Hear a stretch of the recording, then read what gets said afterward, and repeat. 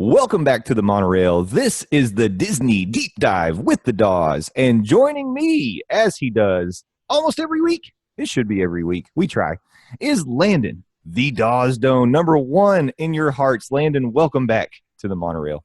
Always fun to be coming from the fun V that is otherwise known as the humdrum V that is Monday Morning Monorail. Buddy, I'm super excited to be joining you because this week is special because I get to come down to your neck of the woods. That's right. And we're so excited. You're coming down Thursday morning, and we're going to be doing some park hopping and some riding, some drinking. We're going to be having a good time.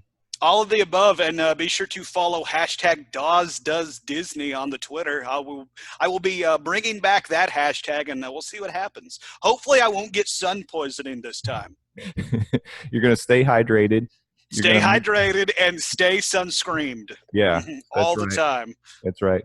Even if I happen to get on a 10-plus minute log flume-esque ride, I will still be rocking the sunscreen. Yeah, well, you better put on waterproof sunscreen if you're going to be riding a 10-plus minute log flume style ride. And, speaking of that, there happens to be a ride such as the one you described over at the Magic Kingdom. And I say we talk about it today. Why don't we? Hey, how about it? I am the Sultan of Segways. Let's do this. Well, today, as we have been doing for so many weeks before this, we are going to be taking you through a deep dive, I did air quotes there, of a Magic Kingdom attraction. We are finished with all the day one attractions, and now we're starting to work our way through some of the attractions that were built throughout the years. And this is one that was actually built in our lifetime. I can remember it opening. And I wasn't there opening day, but I went pretty soon after it opened. And I was so excited to ride it because it looked so freaking cool. And we are, of course, talking about one of the 3 mountains of the Magic Kingdom mountain range. Big Space Splash Mountain. Big Space Splash Mountain. Just combining all 3, running them into each other. Zippity-doo-dah. Yeah. Now, of course, you get a fancy souvenir for free when you ride it because Ziploc will hand you a bag to protect your electronics. That is true. They're pretty cool little Ziploc bags. We've got a few of them floating around the house now because we're not ones to throw away free souvenirs. No, I get that. I mean, like I've seen how your old house was, so I'm aware of that. Yeah, I can only hope for what your new house looks like. And unlike some water rides that you may have experienced in the past, you'll always see the signs that say either you may or you will get wet. You're going to get wet on Splash Mountain. Yeah, there is no may. By the way, we're talking about Splash Mountain, not Big Space Splash Mountain.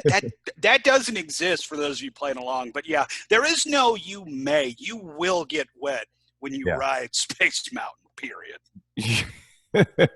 It's going to happen. And they say it's a lot worse than the front. I tend to agree with that because you're getting the waves of when you go down the dips, and the Big Splash, you don't really like have a wave that goes over you, but definitely the previous 3 dips that you experience, there's kind of a wave that hits your boat depending on how heavy you are. Will kind of dips down and then bring it on. How much water you actually take on. But I experienced the last time we rode Splash Mountain.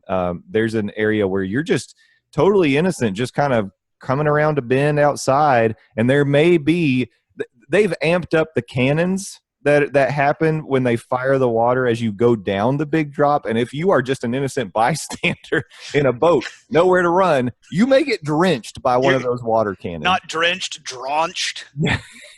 And that happened. It felt like someone dumped a bucket of water on my head, and that was just on a leisurely turn around a corner. Well, that reminds me of when we were doing the bracketology for the attractions. Jenny mentioned that one point in the Pirates of the Caribbean where she's just like, ho-hum, riding along, and bloosh, a big old cannon explodes right next to her. So I'm glad to see that Pirates of the Caribbean is now influencing Splash Mountain. I guess, it's one of the ways they feel like they can plus the ride. You're like, it's been a few years. Let's turn that water cannon up about, 100 pounds. Let's put the fear of Walt back in these people. But yes, this ride is, I still, I enjoy it. I think it's got a classic soundtrack based on, a classic Disney film, maybe somewhat controversial, but definitely from... Oh God, we're gonna have to talk about Song of the South. Thank God I am prepared. I brought me some liquid courage if we're having to talk about Song of the South. Oh my God. We're going to talk about we're going to Oh. talk about it from like 10,000 feet up because I don't really Okay. Whew, yeah. Whew, okay. All right. Whiskey's going back behind the screen. don't really want to get into all of that today. And you know, there are people on both sides of it that feel it's either highly offensive and those that are like, well, it was of the time and it wasn't meant to be. Okay, let's not even we're not going to pick a side. We're just going to say this ride was based on characters from Song of the South. So what you're saying is we're not picking a side, much like the log flumes. We're going right down the middle of the river. And the character that spawns a lot of the controversy of that ride is not included Nope. in this ride. He was removed, and instead we have a bluebird that helps kind of move us along in the story, or a frog, depending on where you're riding this attraction. Yeah, you're right. So anyway, we're going to use Disney's method of trying to stay away from the touchy part of what's going on here, and we're just talking about the good stuff. Yeah, so let's talk about the soundtrack. Let's talk about the animation. Let's talk about the animatronics. And then everything else we're just going to conveniently ignore. That's right. All right, before we get too far into it, let's describe in a little more detail what we're actually talking about here. So, like we said, it is a log flume ride, and I will describe it as Disney does from the Walt Disney World website. Are you going to use the voice whenever you read from the website? I don't think I will for this one. No prospector, no pirate.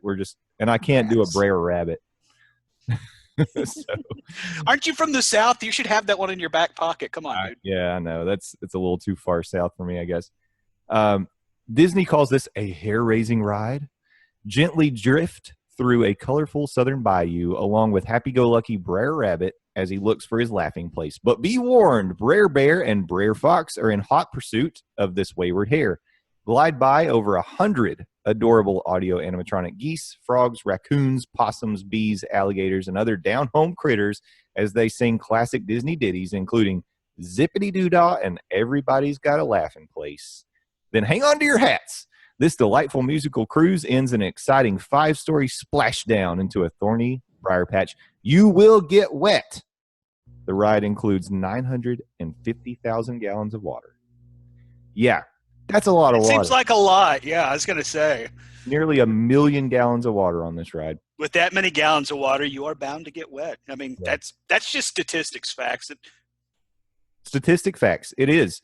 And, you know, that's a T-shirt too. Yeah. One of the things that I've said in the past about some of the other rides, and I know maybe not on this segment, but I've talked before about Kali River Rapids and how if I wanted to ride a Rampage style boat ride, we've got that at Dollywood in Tennessee. And I expect Disney to bring me a little bit more than just a carnival ride or a ride I can ride anywhere else in the world. This one, while it is a flume ride, it does take it up to that Disney level. It really does. Yeah, from the animatronics, the storytelling, the music, and yeah, it is a flume ride. And at the end of the day, you're going to drop down a 5-story drop and you're going to get wet. But in the meantime, they're going to distract you with like happy singing animals from the bayou who make you forget that you've got doom waiting for you at the top of the mountain. I mean, right up until they remind you, because there are 2 vultures that are practically just doing the Nelson Muntz ha-ha at you as you ratchet up a 50-foot drop and then go plummeting down. But it's like, it's interesting you talk about how you want more than just a carnival ride when it comes to Disney. It's like, in doing some research for this episode, that was one of the things that a lot of the Imagineers ran into, because I forget the name of the president at the time, not Michael Eisner. We will be getting to him, but Bob Iger? No. Iger? No, it was like something that made me laugh whenever I heard his name. Okay. Okay. But regardless, he wanted a log flume type ride to combat the, heat that park goers were dealing with, whether it be in California or in Florida. But a lot of the Imagineers pushed back because it's like you said, I mean, with Kali River Rapid, you can go anywhere and get that experience. It's like What, you're just going to install a log flume? You can go anywhere to get that experience. And I believe it was Theme Park History on YouTube. One of their videos, they talked about how that president was going to use pretty much just a carbon copy of one from Coney Island, which is you go up, go around, you go down. Yeah. That ain't Disney. Mm-mm. You can go literally anywhere to get that experience. So the compromise that the Imagineers had with him was, okay, we'll do a log flume ride, but we're going to do it our way. We're going to give you, like you already mentioned, the soundtrack. We're going to give you the animatronics. We're going to tell you a story as you go through this, because we already alluded to this. At least on the East Coast, this is an 11+ minute ride. Yeah. This tells you a story. This isn't just zippity doodah, for the lack of a better term, up a mountain then down. Right. This is more than just a log flume. It is. It is more than just a log flume. That should be. Why is that not their slogan for Splash Mountain? Disney, if you're listening, come on. Hello.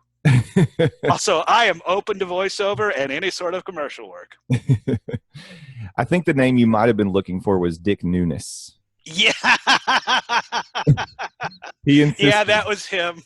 Yeah, he insisted the Imagineers create a log flume, and it was actually Imagineer Tony Baxter, who we've been talking about quite a bit recently. T to the B. Came up with this idea for putting something in Bear Country over in Disneyland, because it did open in Disneyland first. It did, which, by the way, like, I know this is, hindsight being 2020. The reason they couldn't get many people in that area, it's named Bearland.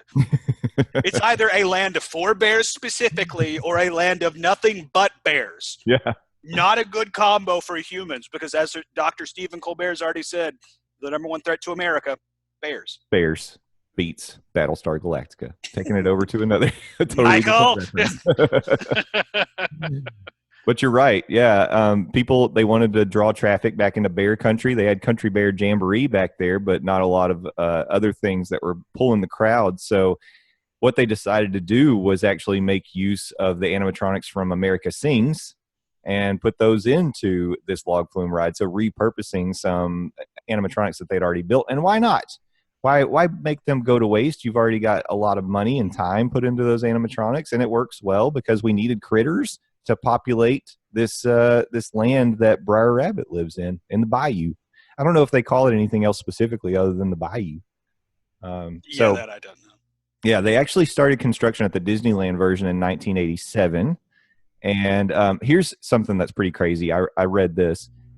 The entire Disneyland park budget in 1955 was $17 million, which if you translate that into like 1980, late 80s budget, it's about $80 million.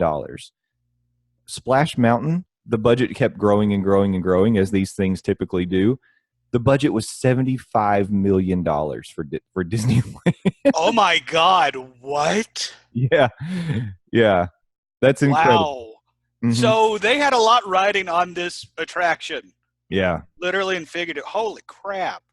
So this is part of why they decided to also close down America Sings and reuse some of those animatronics. Because we are broke now that we built this giant mountain. Come on. That's right. Tony Baxter's first idea was a concept called a Zippity Dee River Run, which incorporated scenes from Song of the South. And then later they changed the name to Splash Mountain because Michael Eisner wanted to do some co-promotion. And there was a movie coming out at that time called Splash. This is so insane, but at the same time, when you hear it out loud, it's like, yeah, that's something Eisner would have done. Like he wanted that cross promotion, and because he had a movie that was popular at the moment, like I am glad that the engineers, because pushed back on this, because originally there was supposed to be some sort of mermaid, maybe a model of the mermaid from the movie Splash as some sort of tie-in, but the Imagineers are like, okay, you have gone too far. You are drunk with power. Settle down there, Michael Eisner. And though I am going to bag on him for that, I do have to give him credit for insisting that the name be Splash Mountain, because Splash Mountain just sounds iconic. Yeah. And it also lines up with Space Mountain. It lines up with Big Thunder Mountain. We talked about it a couple weeks ago. And then on the flip side, it's not Zippity Doo River Review Escapade Jubilee. It's like, that's a terrible name. Yeah. I get you're going for the Zippity Doo tie-in, but Zippity Don't would be my suggestion for that idea. Yeah. Just, yeah. I Sometimes told you we were going to get back to Michael Eisner. I think they outsmart themselves for sure. I'm glad they went with Splash Mountain. You're right. And when exactly what you said, I want to echo. Splash Mountain just sounds iconic. Mm-hmm. Yep. Yeah. Zippity Dee River Run sounds questionable. Yeah, that sounds like a ride. It's like, I hear that, even if I know what the attraction entails. Yeah, I'm not going to get on that. Well, yeah, imagine, you're there with your friends. Guys, you want to go ride Zippity Dee River Run? And they don't know what you're talking about. And they're like, no, I don't. Crap, Landon's had another heat stroke. Come on. You say Splash Mountain, though, on a hot day. I know, everybody's on board. California gets hot. Southern California gets hot. Florida, come on. Orlando, we need to be doused sometimes so that, it put the flames out a little bit. And so, yeah. Yeah, there's something wrong with the weather down in your part of the world. Let me tell you. Yeah. It's been storming like crazy lately.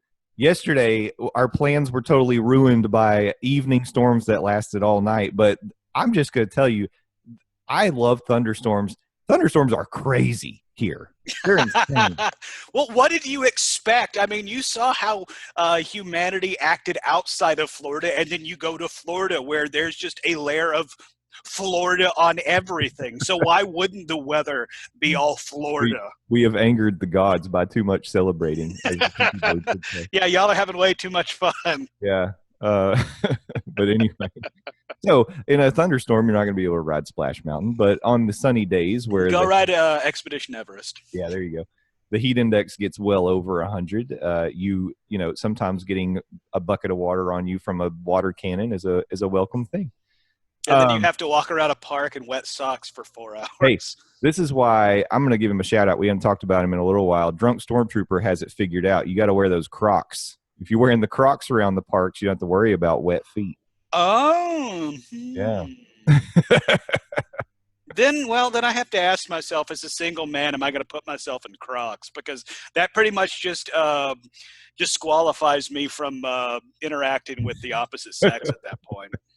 I mean, it's a trade-off. I'll have to think about it. Unless you've got that Drunk Stormtrooper charisma. It works out. Yeah, well, he is one of a kind, and not Rob Van Dam.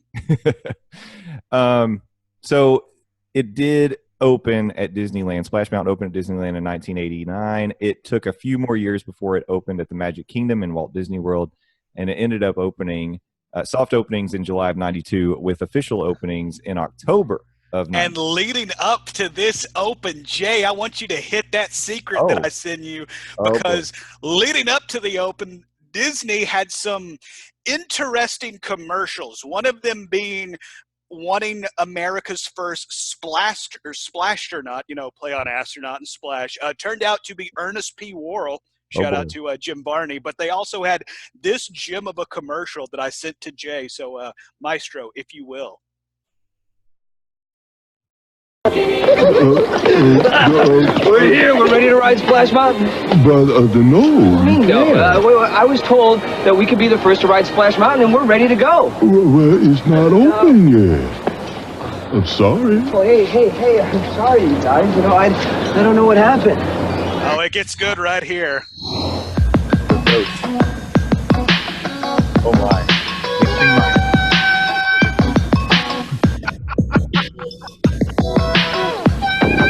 Well, you know it is a thrill when you go downhill, 'cause you're riding on the mountain of your own free will. And you're zipping in a flash on a daring dash down a waterfall so rapid that you go split splash. Splash Mountain. Zippity-doo-dah. Splash. My oh my. Zip. Wonderful day. Zip. Splish splash. Plenty of sunshine. Zip. Splish splash. In my way. Zippity-doo-dah. Zippity-yay.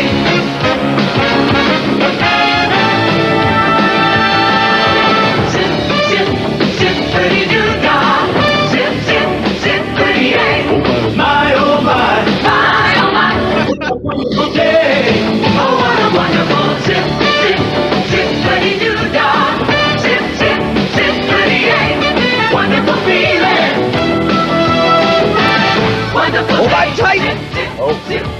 gonna be a big drop. Zip, splash, oh what a wonderful. Zip, zip, zip, really do. Zip, zip, wonderful. Oh what a wonderful day. Zip. Splash.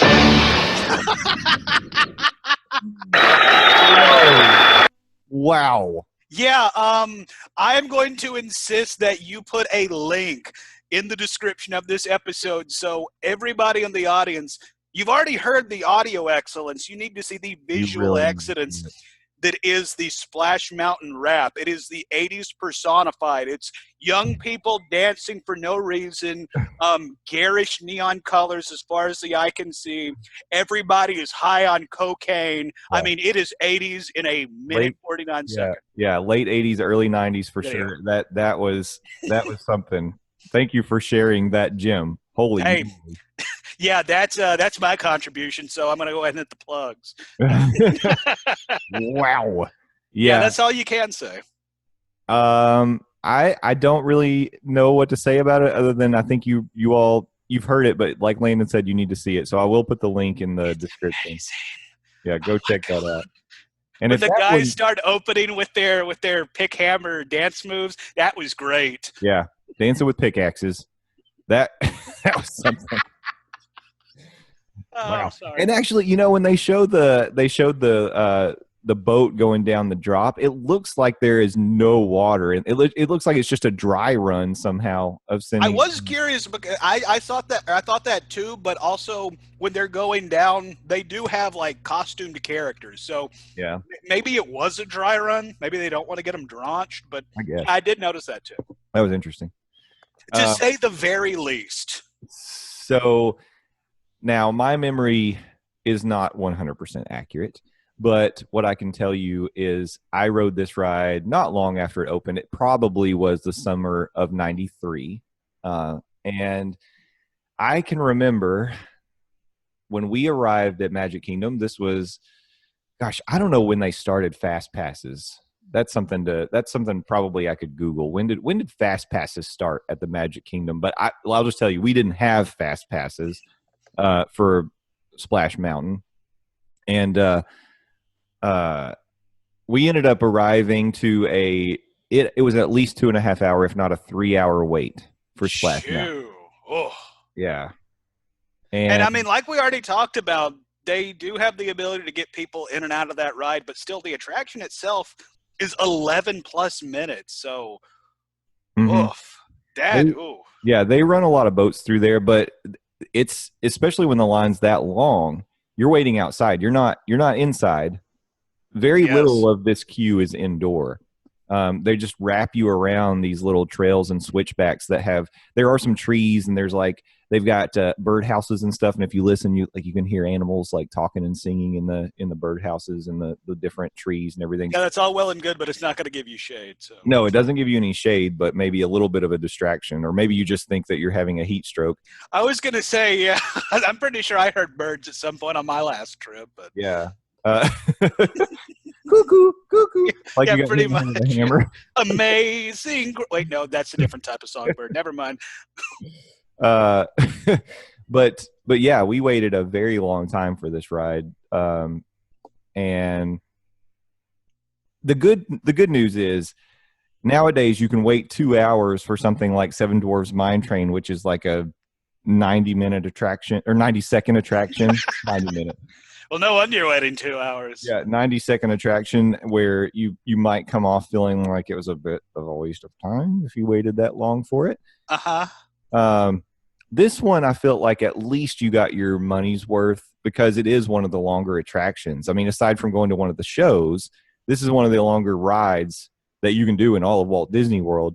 And so, you got to take out Universe of Energy, which is like a 45-minute attraction back in the day. When it was still open, but yeah, it was long. So you did feel like you got your money's worth. There's a lot to see. It's really fun. And then at the end of it, after standing out in the sun for 3 hours, you probably wanted a bucket of water dumped on you at the time. So all of it worked well. And I remember loving it from the first time that I rode it. I remember feeling a bit nervous about the drop, but as I said, I was a Dollywood veteran at this part. I've done log flumes. Log flumes weren't going to scare me off, so that was okay.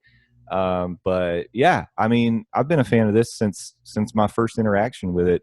Landon, do you remember your first experience with Splash Mountain? I don't remember my first interaction with it, but I have been a fan since day one.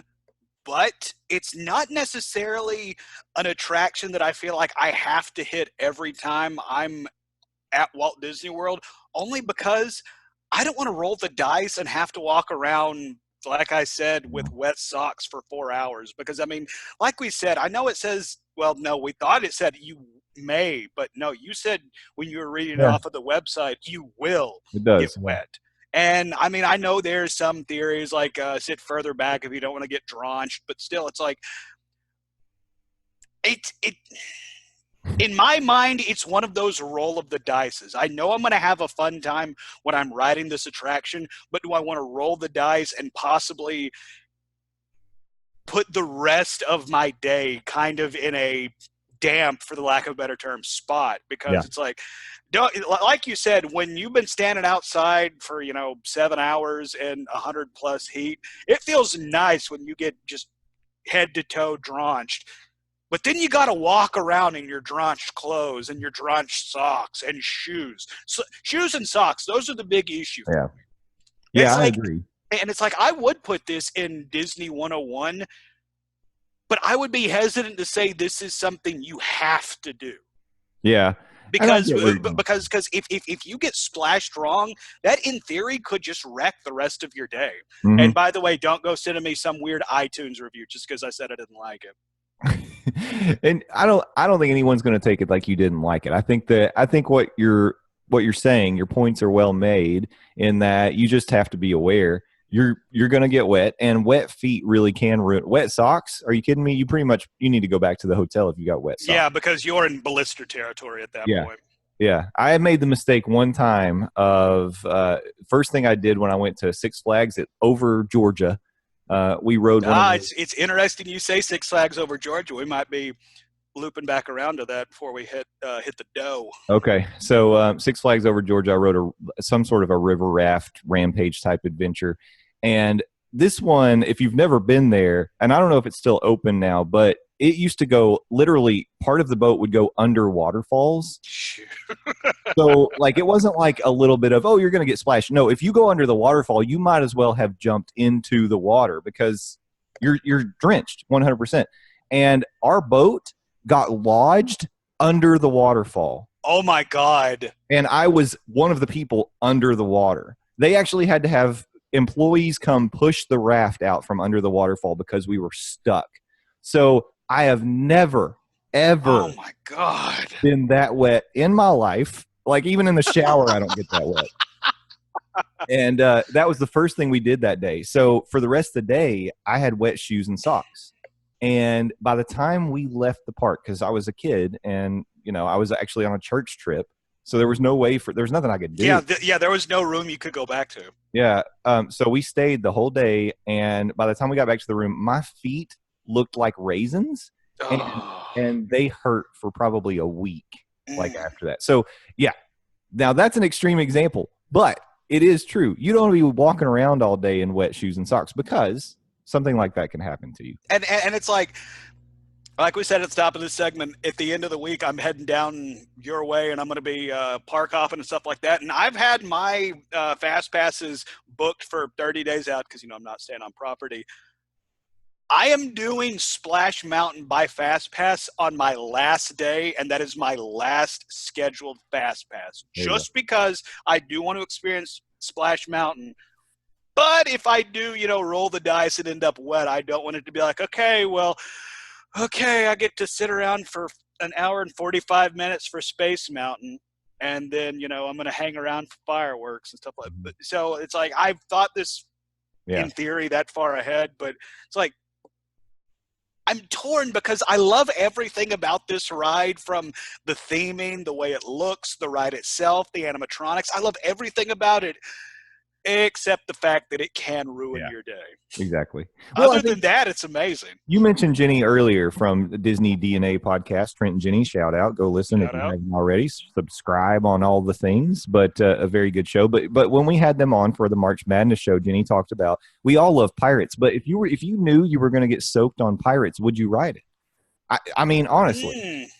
I Like, would definitely be thinking about it. Yeah. That would give me some hint, which, Yeah. I mean, clearly that is the same hesitation that I'm having in Yep. this instance right here. So there you go. I think what you're saying is very valid. By the way, FastPass was introduced in late 1999, so there was not even an option in 93 for FastPass. No, not unless you are a time traveler, which at that point you have way bigger fish to fry. Yeah. Someday we ought to talk about the history of FastPass. Maybe that would be a good Disney deep dive with the Dawes, is to talk about paper FastPass and what it was like back in those days.